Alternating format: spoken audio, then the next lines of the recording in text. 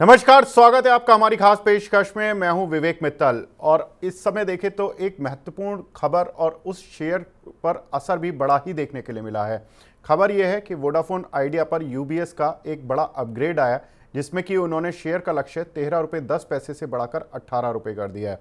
आज उस वजह से हमने देखा कि काउंटर पर एक तेज मूव भी आता हुआ दिखाई दिया, लेकिन ये केवल लक्ष्य उन्होंने 18 तक का नहीं दिया है, उन्होंने एक क्लॉज के साथ लक्ष्य 24 भी दिया है।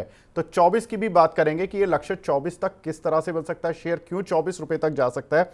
यूबीएस ने अपनी रिपोर्ट में कहा है कि आइडिया को एजीआर का जो पेमेंट करना है सरकार को, वो 2026 से शुरू होगा, जो कि करीब $200 करोड़ पर एनम का रहेगा।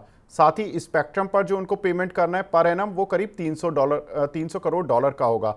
अब कुल मिला के आइडिया पर हमेशा ही जब भी हम एक्सपर्ट से बात करते हैं तो वो यही बोलते हैं कि 2026 के बाद कंपनी का सर्वाइवल करना थोड़ा सा मुश्किल होगा, क्योंकि कंपनी को इतने बड़े पेमेंट एनुअल बेसिस पर देने हैं। आइडिया ने सरकार से गुहार लगाई है कि एजीआर में उनको राहत दी जाए और एजीआर का ये जो पूरा भुगतान है इसको माफ़ किया जाए। यूबीएस मानता है कि अगर 50 से 70% भी सरकार राहत देने के लिए मान जाती है एजीआर के पेमेंट में, तो ये शेयर 18 रुपये तक जा सकता है।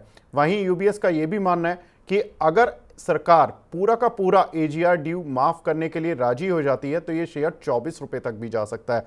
तो एक बहुत इंपॉर्टेंट अपग्रेड यूबीएस की तरफ से काउंटर पर आता हुआ दिखाई दिया, जबकि हमने देखा था कि कंपनी का एफपीओ आया, उसके बाद एफपीओ में बड़े इन्वेस्टर्स आए, कुछ एक ब्लॉक डील्स हुई, उसके बाद रिजल्ट्स के बाद शेयर सुस्त रहा। उसके बाद हमने अपग्रेड भी दिया था कि कुछ एक ब्रोकर्स इसको अब काफ़ी पैनी नज़र से देख रहे हैं, क्योंकि इसमें जो नई लाइन ऑफ फंडिंग है वो भी आ सकती है, जिसमें कि 25,000 करोड़ रुपए बैंकों से जुटाएगी कंपनी और 10,000 करोड़ रुपए नॉन बैंकिंग से जुटाने की योजना बना रही है। तो करीब 35,000 करोड़ रुपए कंपनी जुटाने की योजना बना रही है। 18,000 करोड़ जुटा चुकी है।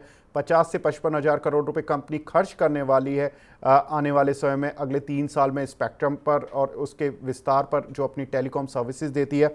तो कुल मिलाकर ये बहुत सारे ट्रिगर्स कंपनी के साथ जुड़ते जा रहे हैं और उसमें यूबीएस का ये अपग्रेड आना बहुत इंपॉर्टेंट है। अब इस पर केवल यूबीएस के अपग्रेड से ही काम नहीं चलेगा, इस पर और भी बात कर लेते हैं कि ओवरऑल ब्रोकर्स का पोल क्या कहता है। 13 ब्रोकरेज हाउसेस की इस पर रिपोर्ट है, जिसमें कि 7 रिसर्च हाउसेस इस पर खरीद की राय देते हैं।